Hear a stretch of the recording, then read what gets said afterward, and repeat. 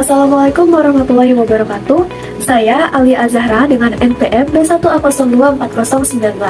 Di sini, saya akan menjelaskan mata kuliah hukum pidana dengan materi asas-asas apa saja yang berkaitan dengan hukum pidana. Asas adalah dasar atau pedoman yang menjadi tumpuan dalam berpikir dan bertindak. Dalam konteks hukum, asas berfungsi sebagai prinsip dasar yang mendasari peraturan hukum dan pelaksanaannya. Lalu, apa saja asas-asas yang berkaitan dengan berlakunya hukum pidana? Dalam KUHP pasal 2-9 ada beberapa asas. Pertama, asas teritorial. Pada pasal 2 KUHP menyatakan bahwa aturan pidana dalam Undang-Undang Indonesia berlaku bagi setiap orang yang melakukan sesuatu tindak pidana di wilayah Indonesia. Pada asas ini, tempat terjadinya delik yaitu bagi setiap orang, baik WNI maupun WNA. Ini berarti bahwa setiap pelanggaran yang terjadi di daratan, perairan, maupun udara di Indonesia dapat dikenakan hukum pidana Indonesia.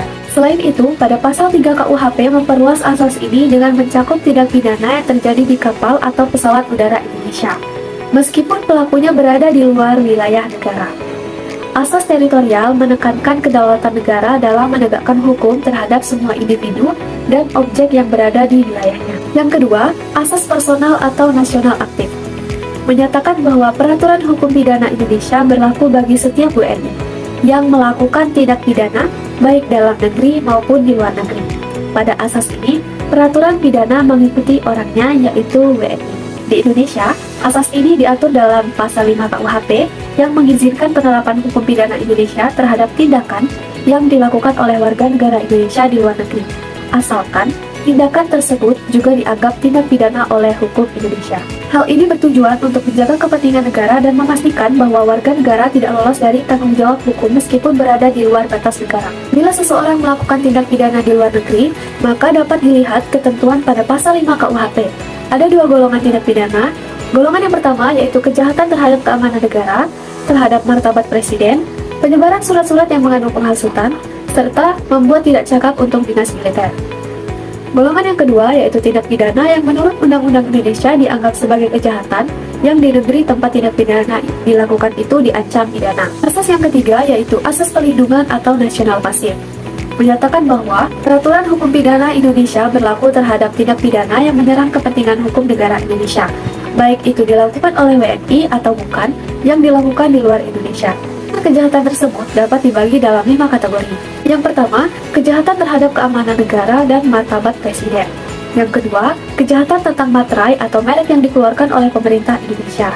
Yang ketiga, pemalsuan surat-surat hutang dan sertifikat hutang atas beban Indonesia, daerah, atau sebagian daerah. Yang keempat, kejahatan jabatan yang tercantum dalam Titel 28 buku kedua yang dilakukan oleh pegawai negeri Indonesia di luar Indonesia. Dan yang kelima, kejahatan pelayaran yang tercantum dalam Titel 29 buku kedua. Yang keempat, asas universal menyatakan bahwa peraturan-peraturan hukum pidana Indonesia berlaku terhadap tindak pidana baik dilakukan di dalam negeri ataupun di luar negeri, baik dilakukan oleh WNI maupun WNA. Di Indonesia, asas ini diatur dalam pasal 6 dan pasal 7 KUHP baru, yang memungkinkan penuntutan terhadap kejahatan seperti pembajakan kapal dan pesawat udara, serta kejahatan internasional lainnya. Asas ini bertujuan untuk memberantas kejahatan yang dianggap sebagai musuh bersama umat manusia dan mendorong kerjasama internasional dalam penegakan hukum.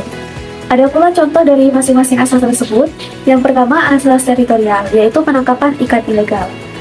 Kapal asing yang menangkap ikan secara ilegal di perairan Indonesia dapat dikenakan sanksi hukum berdasarkan asas teritorial, meskipun pelakunya adalah warga negara asing. Yang kedua, asas perlindungan atau nasional pasif, yaitu kasus pembunuhan warga negara di luar negeri. Jika seorang warga negara Indonesia dibunuh di luar negeri, pemerintah Indonesia dapat meminta ekstradisi atau menuntut pelaku berdasarkan undang-undangnya, meskipun kejahatan terjadi di luar wilayah Indonesia. Yang ketiga, asas personal atau nasional aktif, yaitu pelanggaran terorisme.